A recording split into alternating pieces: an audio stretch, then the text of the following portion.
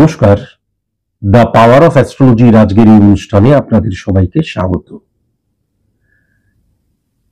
গুরুর প্রতি বিশ্বাস, গুরুর প্রতি ভক্তি, গুরুর কাছে স্যারেন্ডার করে দেওয়া যে একটা মানুষের ক্ষেত্রে কতটা প্রয়োজন এবং সেই শক্তিটা যে তাকে সফল হতে সাহায্য করে, তারই একটা এক্সাম্পল স্বরূপ গল্প দিয়ে আমি আজকের এই দ্য পাওয়ার অফ অ্যাস্ট্রোলজির অনুষ্ঠানটা শুরু করছি।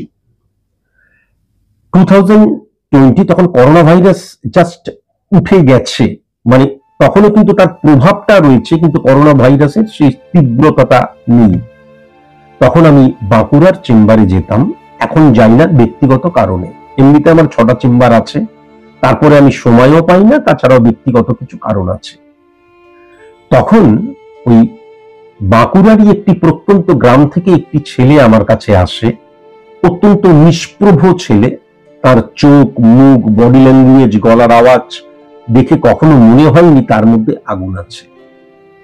কিন্তু তার date of birth, time of birth, place of birth কিচ্ছু ছিল না। আমি চোখের কর্নিয়া দ্বারা কালপুরুষ ছকের মধ্যে দিয়ে প্রেডিকশন করি, বেসড অন স্পট ইমপ্লিমেন্টেশন ছক, এবং প্রেডিকশন করে আমি আটকে উঠি এবং আমি দেখি তার মধ্যে আগুন রয়েছে এবং সফলতা এক্সট্রিম পর্যায়ে কিন্তু সে যে হাসিল করবে সেই যে যোগটাও কিন্তু আমি লক্ষ্য করি। কিছু কিছু নেগেটিভিটি ছিল, সেই নেগেটিভিটিকেও আমি অফ করি। আজকের দিনে সে কিন্তু শুধুমাত্র সফল ব্যবসায়ী তা কিন্তু নয়, প্রতিটা দিন, প্রতিটা মুহূর্তে, প্রতি বছর কিন্তু সে আস্তে আস্তে সফলতাকে ইনক্রিজ করছে। এটাও আজকের গল্পের আলোচ্য বিষয়বস্তু নয়। সে আমাকে বলে, স্যার, তার নেগেটিভিটি আমি অফ করি। তারপরে সে আমাকে বলে, স্যার, আমার খুব ইচ্ছে, আমার তো একটি সন্তান আছে, আরেকটি সন্তানের জন্য যদি আমি চেষ্টা করি তাহলে কি ঠিক হবে? আপনি যেটা বলবেন সেটাই ঠিক হবে।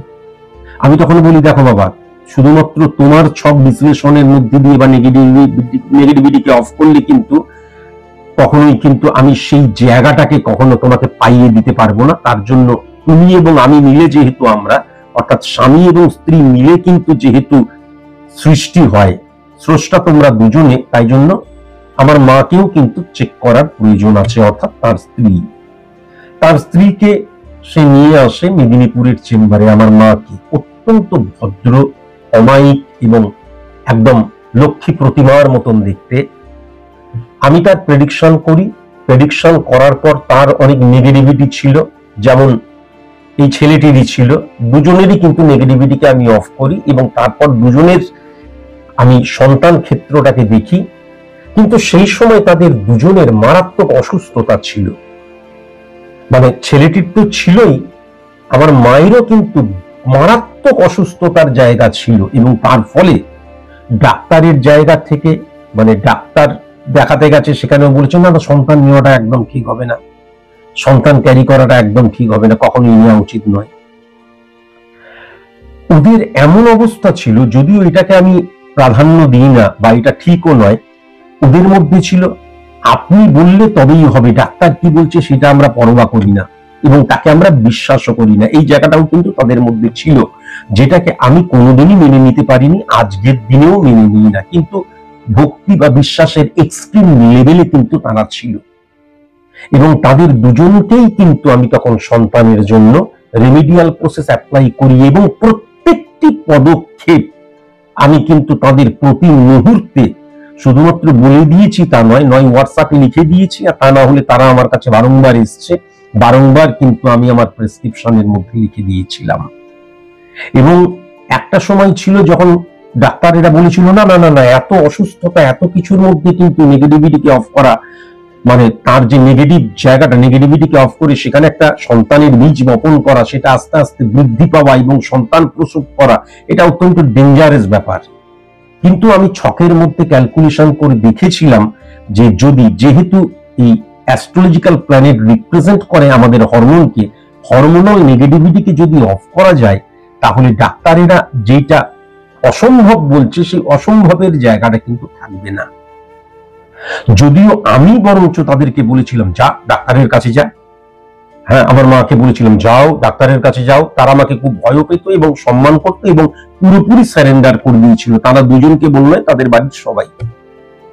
এবং তারপর কিন্তু অদ্ভুত ভাবে লক্ষ্য করা গেল তার মধ্যে আমার মায়ের মধ্যে চেঞ্জেস এলো, এবং তাদের মধ্যে যে শারীরিক সঙ্গম, তাদের মধ্যে যে সন্তানের বীজ, প্রত্যেকটি ক্ষেত্র কিন্তু আমার ক্যালকুলেশনের দ্বারা তারা ইমপ্লিমেন্ট করলো। এমন নয় আমার ইচ্ছা মতো আমি সঙ্গম করলাম, ইচ্ছা মতো আমি সন্তান শরীরে নিয়ে চলে এলাম, তা কিন্তু নয়। পরবর্তীকালে যেটা দেখে কিন্তু ডাক্তারেরা পর্যন্ত অবাক, এটা কিভাবে সম্ভব। এবার কি হয়ে গেছে, এই মানে কত ইন্টারেস্টিং একটা ব্যাপার, এই যে আমার অ্যাস্ট্রোলজিক্যাল সায়েন্টিফিক অ্যাস্ট্রোলজিক্যাল ক্যালকুলেশনটা কোন লেভেলে চলে যায়, তারপরেও যখন মা আমার কাছে এসছে, যখন তার শরীরে কিন্তু সন্তান আস্তে আস্তে আস্তে আস্তে বৃদ্ধি পাচ্ছে, আমি দেখেছি হঠাৎ করে, কেননা গ্রামের মেয়ে তো, বাসন মাজতে গিয়ে পড়ে যাওয়া, হঠাৎ করে দেখা গেল জল তুলতে গিয়ে পড়ে যাওয়া, আঘাতপ্রাপ্ত হয়ে কিন্তু সন্তানের জায়গাটায় নেগেটিভ ইনফ্লুয়েন্স চলে আসতে পারে।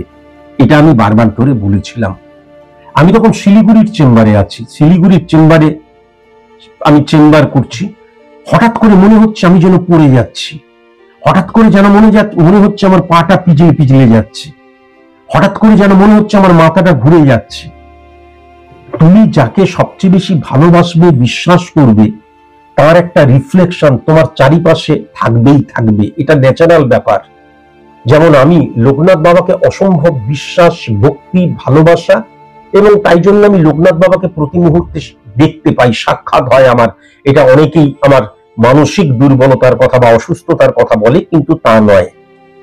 এটা আমার যারা স্টুডেন্ট তারা সবাই জানে। আমি একদিন শিলিগুড়িতে চুপচাপ বসে রয়েছি, মানে আমার যে হোটেলের কামরাতে চুপচাপ বসে রয়েছি, হঠাৎ করে আমি বলতে পারবো না যে আমি কনসাসলি এই জিনিসটা ফলো করছি কিনা, কিন্তু হঠাৎ করে যেন মনে হচ্ছে লোকনাথ বাবা বলছে, তুই মা বলে ডাকিস, তোর সন্তান সে বারংবার ধরে দেখতে পাচ্ছিস সন্তানটা নষ্ট হয়ে যাবে, বারবার ধরে পড়ে যাচ্ছে, বাসন মাজতে গিয়ে জল তুলতে গিয়ে তুই যেতে পারছিস না, তার শরীরে ঢুকতে পারছিস না, ঢুকে সেই সন্তানটাকে বাঁচাতে পারছিস না, তুই না গুরু, তোর কাছে না ওরা সারেন্ডার করেছে।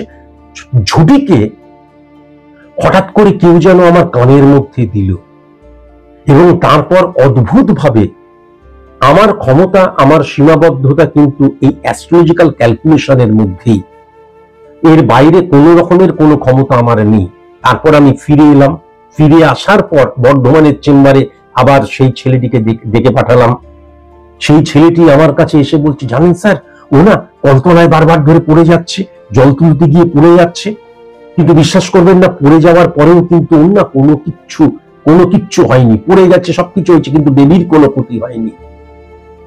আজকের দিনে আমি ছবিটি দেখাচ্ছি, সে কিন্তু আমার মা আরাত্রিকার জন্ম দিয়েছে, সেই আরাত্রিকা নামটা কিন্তু আমারই দেওয়া। এই হচ্ছে সেই আরাত্রিকা। সবচেয়ে বড় কথা যে একটা ভাইব্রেশন যখন আমি প্রথম থেকে তাদের সাথে যুক্ত, এই যে অ্যাস্ট্রোলজিক্যাল প্ল্যানেট যে হরমোন ফাংশন এবং ইমপ্লিমেন্টেশন, সেটা কতটা ভাইব্রেশন ক্রিয়েট করে। তার যেদিনকে জন্ম হলো, হ্যাঁ, date of birth, time of birth, place of birth দেখে ক্যালকুলেশনের ফলে আমি যখন তার জন্মছকটি ক্রিয়েট করলাম, অবাক হয়ে গেলাম। ঠিক যেমন দেবপ্রিয়ার জন্মছকের সাথে আমার মারাত্মক মিল ছিল, সেরকম আমার এই আরাত্রিকার, আমার প্রিয়াও সে, আমার ভালোবাসা, আমার প্রেমিকা, আমার হৃদয়, আমার মা, তার ছকের মধ্যেও কিন্তু অদ্ভুত ভাবে আমার প্ল্যানেটরি অবস্থান, স্টারের অবস্থানের মিল পাওয়া গেল। অ্যাস্ট্রোলজিক্যাল ক্যালকুলেশন, সায়েন্টিফিক অ্যাস্ট্রোলজির যে রেঞ্জ, ভাইব্রেশন, এবং সায়েন্টিফিক মানে রিয়েলিটি, পিউরিটি, অ্যাকুরেসি কোন লেভেলে চলে যেতে পারে, এবং কখনো কখনো কিন্তু সেটা মেডিকেল সায়েন্সকে ফেল পর্যন্ত করে দিতে পারে, এটা কিন্তু তার এক্সাম্পল। যাই হোক, ফোনটা ধরি, ফোনটা এসছে। নমস্কার। নমস্কার স্যার। 19শে মে 2001 একটা একটু তাড়াতাড়ি, একটু গল্পটা বলতে গিয়ে একটু টাইম লাগলো। হ্যাঁ, তাড়াতাড়ি বলছি স্যার। 19শে মে 2001 একটা 26 PM চন্দননগরে আমার জন্ম। 696369 চন্দননগরে জন্ম তো? হ্যাঁ চন্দননগরে স্যার, চন্দননগরে জন্ম, 19শে মে 2001 1:26 PM, চন্দননগরে জন্ম। 6963। আচ্ছা, প্রথমেই আমি যেটা লক্ষ্য করতে পারছি যে শুক্র শুক্র 69 কানেকশন এবং চন্দ্রের অবস্থান কিন্তু 7 নাম্বার ঘরে রয়েছে। এবার যদি খুব ভালো মতন লক্ষ্য করা যায় তাহলে কিন্তু 9 নাম্বার ঘর এবং 2 নাম্বার ঘরের অধিপতি গ্রহ কিন্তু শুক্র এবং 11 নাম্বার ঘরের অধিপতি গ্রহ কিন্তু চন্দ্র। Very nice. আর চন্দ্র কিন্তু 11 নাম্বার ঘর থেকে যদি দেখা যায় 5 নাম্বার ঘরকে হিট করছে। আবার যদি চন্দ্রকে 7 নাম্বার ঘরে চন্দ্র বসে রয়েছে বৃহস্পতির ঘরে, সেখানে শুক্র উচ্চস্থ হয়ে বসে রয়েছে। তুমি তো প্রেম করে বিবাহ করেছো, যেটা আমি হ্যাঁ লক্ষ্য স্যার, আমি করতে প্রেম পারছি। করে বিয়ে করেছি, 1 বছরও হয়নি স্যার, 6963। আচ্ছা, 4 নম্বর ঘরে আমি যদি খুব ভালো মতন দেখি বৃহস্পতিরই ঘর, কিন্তু প্রথম যে ক্যালকুলেশনটা করলাম সেটা কিন্তু মিনের ঘর, বৃহস্পতির ঘর। আর এখন যেটা দেখতে পাচ্ছি আমি 4 নম্বর ঘর মঙ্গল এবং কেতুর অবস্থান, সংসারে বর্তমানে কিন্তু প্রবলেম চলছে, আমি যেটা লক্ষ্য করতে পারছি। প্রবলেম অ্যারাইজ করেছে, ক্রিয়েট করেছে, তাই তো? প্রবলেমের জায়গাটা কিন্তু লক্ষ্য করা যাচ্ছে। সিদ্ধান্ত গ্রহণ করব বুঝে উঠতে পারছি আমি না যদি স্যার, খুব ভালো মতন 10 নাম্বার ঘর দেখি, 10 নাম্বার ঘরে কিন্তু রাহু বসে 693। এবং খুব ভালো মতন যদি বৃহস্পতির অবস্থান লক্ষ্য করা যায় তাহলে বৃহস্পতি কিন্তু সূর্যের সাথে, এবং সেই বৃহস্পতি কিন্তু 4 নাম্বার এবং 7 নাম্বার ঘরের অধিপতি গ্রহ, এবং বৃহস্পতি কিন্তু বুধের সাথে এবং শনির সাথে বসে রয়েছে শুক্রের ঘরে 1 2 3 4 5 6 7 এবং মঙ্গলকে হিট করছে। তুমি কি মানে খাদ্য রিলেটেড কোনো কাজকর্ম করো? হ্যাঁ স্যার, আমি হোটেলে শেফের কাজ করি স্যার। আচ্ছা আচ্ছা আচ্ছা। তুমি তো বোধহয় মানে এই মানে চন্দননগর বা কলকাতার বুকে তো কোনো রকমের এই কাজ করো না, আমি যেটা দেখতে স্যার, আমি পাচ্ছি। প্রথম থেকে ওয়েস্ট বেঙ্গলের বাইরেই কাজ করি স্যার। আমি অনেক চেষ্টা করেছি স্যার, এখন তো আরো বেশি চেষ্টা করছি, এখানে যদি কোনো কাজ পাওয়া যেত। আচ্ছা, একটা কথা কিছু মনে করো না বাবা, করতে হচ্ছে স্যার, বাইরে সব মানুষই সমান, তবুও আমি বলছি, আমি যদি 7 নাম্বার ঘরে চন্দ্রের অবস্থান দেখি এবং সেই আমি এবং শুক্রের অবস্থান দেখি, তাহলে 2 নাম্বার ঘরের অধিপতি গ্রহ কিন্তু শুক্রের ঘরে কিন্তু শনি এবং রবি বসে রয়েছে। আবার শনি বুধের অবস্থানও রয়েছে। আবার যদি বৃহস্পতি শনির অবস্থানও কিন্তু রয়েছে। তুমি কি কোনো নিচু জাতের মেয়ের সাথে প্রেমজ সম্পর্ক করে বিবাহ করেছো? এটা তো প্রেম করে বিবাহ করার জায়গা লক্ষ্য করা যাচ্ছে। নিচু জাতের কোন মেয়ের, আমি কি বলছি, তোমার খারাপ ভাবে নিও না, অন্য ধর্মের বা নিচু জাতের কোন মেয়ের সাথে কি প্রেমজ সম্পর্ক করে তোমার বিবাহ হয়েছে? সত্যি কথা বলতে স্যার, আপনি যেটা বলছেন সেটা একদম ঠিক। আমি আমার স্ত্রীকে ভালোবাসি, কিন্তু আপনি যেটা বলছেন সেটা একদম ঠিক। তুমি, আমি জানতে পারি কি তাদের জাতটা কি? আপনি তো জাতপাত মানেন না, আমিও মানি না, কিন্তু ওর জাত হচ্ছে বাউরি। বাউরি? স্যার, ও খুব ভালো মেয়ে এবং ওই কিন্তু আপনার অনুষ্ঠান দেখে। ওই আমাকে বললো যে আপনার কাছে ফোন করার জন্য। আমি তো একটা অনুষ্ঠান মাত্র দেখেছি। এই যে যার সাথে তোমার বিয়ে হয়েছে সেই পরিবারের সাথে তো আমি দেখতে পাচ্ছি তোমার পরিবারের সম্পর্ক রয়েছে, তাই না? 4 নম্বর ঘরে মঙ্গল, সেই মঙ্গল কিন্তু 8 নাম্বার এবং 3 নাম্বার ঘরের অধিপতি গ্রহ, এবং 1 2 3 4 5 6 7 এবং আমি যেটা দেখতে পাচ্ছি 4 নাম্বার 10 নাম্বার ঘরকেও হিট করছে। আসলে ওর মা আমাদের বাড়িতে রান্না করে, তাই না? সেক্ষেত্রে তো আমি যেটা দেখতে পাচ্ছি তার মায়ের সাথে আসতো এবং তার মাকে সাহায্য করতো রান্না বান্না করার জন্য। ওই তখনই আমার একটা বন্ধুত্বপূর্ণ সম্পর্ক হয়ে গিয়েছিল স্যার।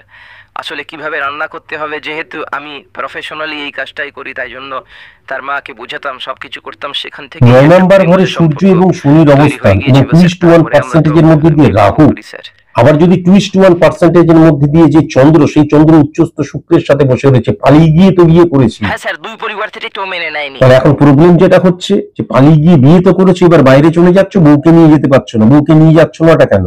আসলে স্যার, আগেও আমি গিয়েছিলাম, কেননা বিয়ের তো প্রায় 8.5 মাস 9 মাস মতন হতে চলল। আগেও গিয়েছিলাম, তখন ওর এখানে একা ভীষণ প্রবলেম হতো। আর ওখানে কিন্তু এখন মানে ওয়াইফকে নিয়ে গিয়ে থাকবো সেরকম কোনো রকম। ঠিক আছে ঠিক আছে, তুমি আমার চেম্বারে এসো। মানে এর যদি কোনো সুরাহা চাও বা এর যদি কি করতে হবে না করতে হবে সেটা তো এখানে লাইভ অনুষ্ঠানে বলা সম্ভব নয়। তুমি আমার চেম্বারে এসো, তুমি আমার চেম্বারে এসো। কি আর বলবো, আজকালকার মানে যাকে পাইলাম তাকেই আর অপদার্থ কুলাঙ্গার কোথাকার। হ্যালো, হে বিশ্বপিতা, প্রথমেই আপনাকে প্রণাম জানাই। বিশ্বপিতা, আমি, আমার ওয়াইফ, আমার 2 সন্তান, ছেলে, আমরা সবাই আপনার কাছে গেছিলাম, আপনার চেম্বারে গেছিলাম, প্রেডিকশন করিয়েছিলাম, রেমেডি নিয়েছিলাম, এবং আমরা আমাদের পরিবারের 4 জনই ভীষণভাবে উপকৃত। আমার মা বহুদিন ধরে শয্যাশায়ী, কিন্তু ইদানিং শয্যাশায়ী মানে একদম আর বিছানা থেকে উঠতেই পারেন না, কিন্তু ইদানিং তিনি আমাকে আকার ইঙ্গিতে বা যতটুকু তিনি বলতে পারেন তার মধ্যে দিয়ে তিনি আমাকে জানাচ্ছেন প্রত্যেকদিন আপনাকে যোগী এসে দেখছে, এবং প্রত্যেকদিন তার মাথার কাছে বা পায়ের কাছে এসে আপনি দাঁড়িয়ে থাকছেন। মানে আমার মা বলছেন যে দাঁড়িয়ে মিটি মিটি হাসছে, স্যারকে দেখছি। আমি বুঝে উঠতে পারছি না স্যার এর কারণটা কি। আমার মা কিন্তু দাঁড়াও জ্ঞানে দেখছি বা ঘুমন্ত অবস্থায় দেখছি তা না। আরে দাঁড়াও, বেশি সময় নেই, ফোন নিতে হবে। প্রথমত হচ্ছে তিনি তো এখন একদম শয্যাশায়ী হয়ে গেছেন, এখন বিছানা থেকে উঠতে পারেন না, তিনি যে কোনো ভাবেই হোক তিনিও আমার মা। সুতরাং তিনি এখন যে সিচুয়েশনের মধ্যে রয়েছেন, তিনি মনে করছেন তিনি শেষের পথে চলে যাচ্ছেন, কেননা তিনি দাঁড়াতেই পারছেন না, বুঝতে পারছেন না। স্বাভাবিক যে জীবন ধারণ, সেই জীবন ধারণ তিনি কিন্তু নির্বাহ করতে পারছেন না। তাহলে এই সময় কিন্তু অ্যাকচুয়ালি মানুষ কি করে, মানুষ এমন কোন দৈবিক কাউকে, ঈশ্বরকে, ভগবানকে বা গুরুকে বা এমন কোন মানুষকে বা এমন কোন কাউকে চিন্তা করে, মহাপুরুষকে চিন্তা করে যে তাকে শান্তিতে মুক্তির পথ এনে দিতে পারে। কেননা আমি যখন বুঝতে পারছি আমি শেষের দিকে চলে এসেছি, আমি আবার 20 বছরের যুবতী হয়ে যাব, এটা কিন্তু তিনি কখনোই চিন্তা করছেন না। তাহলে শান্তিতে চলে যাওয়ার জন্য একটা আমার কি প্রয়োজন হয়, অবলম্বনের প্রয়োজন হয়। তুমি রেমেডি নিয়েছো, রেমেডি নিয়ে যাই হোক না কেন, আলটিমেট তোমার মারও কিন্তু চরম ভক্তি যে আমার প্রতি আছে, সেটা তার বহিঃপ্রকাশেই কিন্তু বোঝা যাচ্ছে। বাবা, বুঝতে পেরেছো? এটা মানে অনেক পাওয়া। একটা মানুষ যখন শেষ হয়ে আসছে, তার সলতের আগুন যখন আস্তে করে নিভে আসছে, বুঝতে পারছে, তখন এমন কোন সাহারা, এমন কোন মানসিক শক্তিকে হাতড়াচ্ছে খোঁজার জন্য, এবং সেই শক্তির নাম যদি স্যার সুমন্ত জি চৌধুরী হয়, তাহলে সেটা বিশাল ব্যাপার, তাহলে সেটা বিশাল ব্যাপার। হ্যাঁ, নমস্কার। প্রণাম গুরুদেব, আপনি আমাকে জীবন দান করেছেন, আমাকে নতুন জীবন দিয়েছেন। আমাকে কিভাবে বাঁচতে হয় সেটা আপনি আমাকে শিখিয়েছেন, যদিও আমার অনেক বয়স হলো। প্রভু, আপনাকে আমি আমার ইষ্ট দেবতা সবকিছু মনে করি। ইষ্ট দেবতা, ঈশ্বর, ভগবান, আপনার ফটো পর্যন্ত আমার কাছে আছে। আমি যখনই আপনাকে স্মরণ করি আপনার একটা চণ্ডাল রূপ আমি দেখতে পাই। এবং ঠিক এর আগের ফোনটি যেমন মানে সবসময় যে ঘুমিয়ে ঘুমিয়ে দেখছি বা চোখ বন্ধ করে দেখছি তা নয়, আমি পরিষ্কার দেখতে পাই আপনাকে যোগী বেশে, শিবের বেশে। এত যিনি আগে ফোন করলেন ঠিক অনেকটা সেই ধরনেরই চণ্ডাল একটা রূপ, চোখ থেকে আগুন দেখো, জল করছে আগুন, শোনো উস্কো খুস্কো চুল, আরে আমার কথাটা তুমি শোনো, ত্রিশূল, পরনে বাকছাল রয়েছে। প্রথমে আমার কথাটা শোনা ভীষণ প্রয়োজন। তুমি তো বললে, আমি বুঝতে পারলাম। ভয় লাগে প্রভু। তুমি আমাকে কোট প্যান্ট টাই পরা একজন অ্যাস্ট্রোলজার হিসাবে দিচ্ছ, কিন্তু আমার কথাবার্তা বা আমার যে মনন, আমার যে জ্ঞান এবং আমার যে সত্তা, তার মধ্যে তুমি নিশ্চয়ই কোনো না কোনো ভাবে সো কল্ড, যাকে আমরা বলি সর্বত্যাগী মানুষ, সো কল্ড যাকে আমরা মহাপুরুষ সুলভ, আরো মানে মানুষ বলে মনে করে, মহাপুরুষ সুলভ যে আচরণ, সেটা তুমি আমার কাছ থেকে নিশ্চয়ই কোনো না কোনো ভাবে অ্যাডাপ্ট করছো। তাই জন্য বাহ্যিক ভাবে স্যার কোট প্যান্ট টাই পরে রয়েছে, সেই রূপটা তোমার কাছে গ্রহণযোগ্য নয়।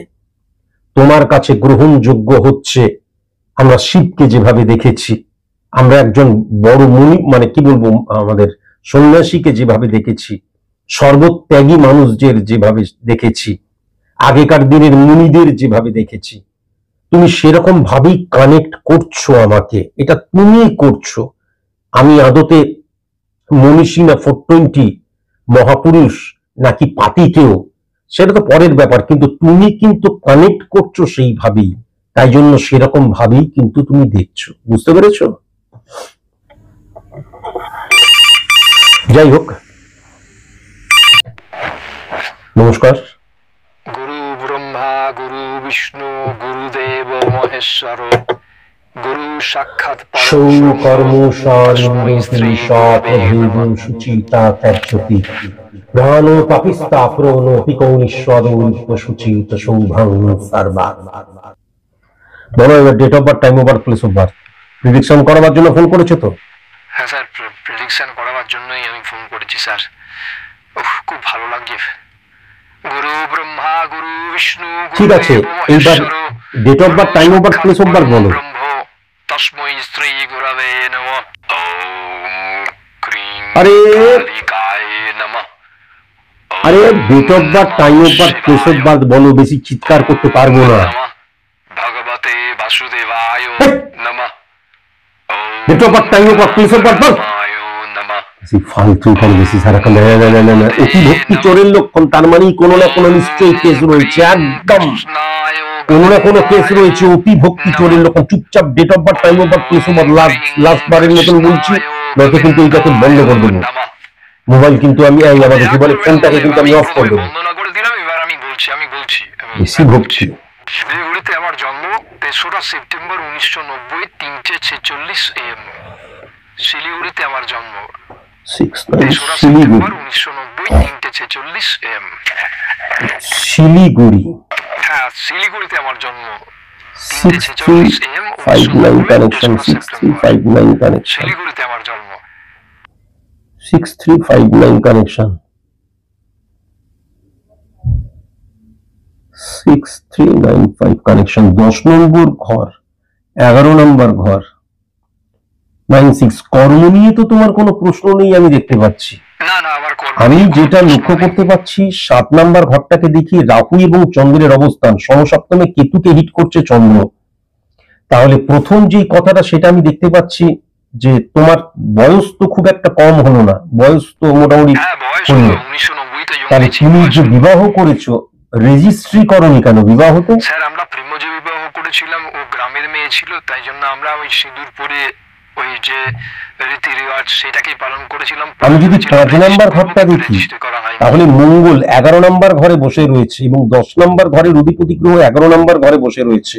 1 2 3 4 5 6 7, আবার 5 নম্বর ঘরকেই হিট করছে। তোমার তো একাধিক সন্তান আছে, সেটাও আমি লক্ষ্য করতে পারছি। আরে তোমার তো একাধিক সন্তান আছে, সেটাও আমি লক্ষ্য করতে পারছি। তার মধ্যে তো মেয়েও আছে, সেটাও লক্ষ্য করতে পারছি।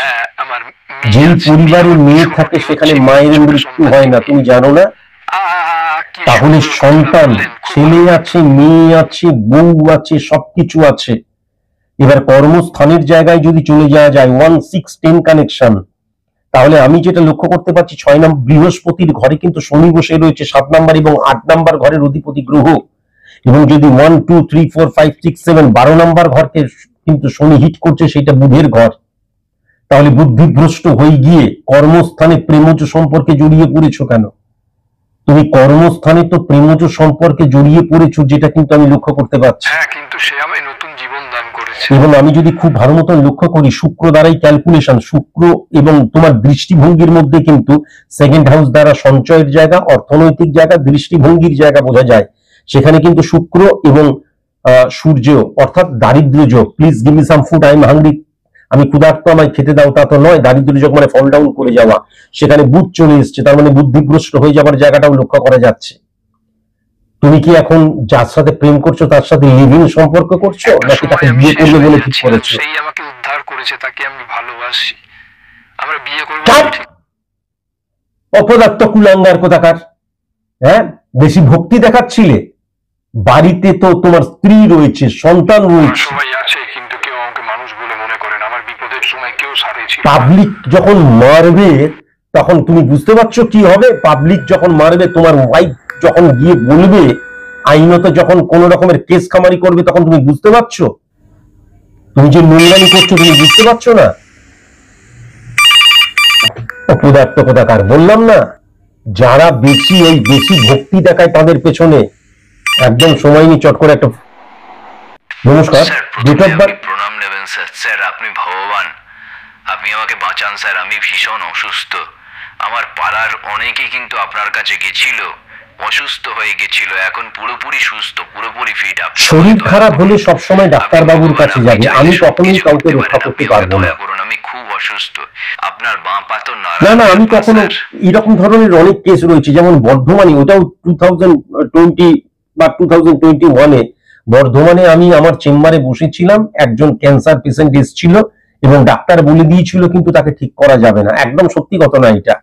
এবার তাকে যদি আমি বলতাম তুমি বেরিয়ে যাও, তোমাকে আমি দেখবো না, তাহলে তো সেখানেই সে মারা যেত। তাই জন্য সে এসে বসেছিল। আমি বললাম যে এটা কিন্তু আমার কোনো কিছু করার নেই। এবার দেখবে আমার যে বর্ধমানের যে চেম্বার রয়েছে সেখানে টেবিলটা অনেক নিচুতে, তাই জন্য বাঁ পাটা বাইরে রেখে বসতে হয়। সে দৌড়ে এসে আমার বাঁ পাটা জড়িয়ে ধরে বলেছিল আমাকে বাঁচান বাঁচান। তারপরে আমি বলেছিলাম বাঁচানো সম্ভব নয়, একদম টাইম নিয়ে চট করে বলি। তারপরে সে কিন্তু তার ওয়াইফকে নিয়ে এবং তার সন্তানকে নিয়ে এসেছিল, বেরিয়ে চলে গেছিল। এবং তারপর কিন্তু হঠাৎ করে প্রায় 6-7 মাস বা 1 বছর পর সে লাইভ অনুষ্ঠানে ফোন করে বলে স্যার আমি এখন সম্পূর্ণ সুস্থ রয়েছি। এটা পরিষ্কার কিন্তু ঝড়ে বগমরিচে ফকিরের কেরামতি বেড়েছে। তারপর থেকে তিনি যখনই বলতে আরম্ভ করেন তারপরেই সবাই ভাবে আমার বাঁ পায়ের জাদু আছে। একদম বাঁ পায়ের জাদু নেই। এটা কেন হয়েছে, কিভাবে হয়েছে, এই ব্যাপারে আমি বিন্দুমাত্র কিচ্ছু জানি না। কেমন বুঝতে পেরেছো? আজকে আর একদম সময় নেই, আজকের মতন এইটুকুই। নমস্কার।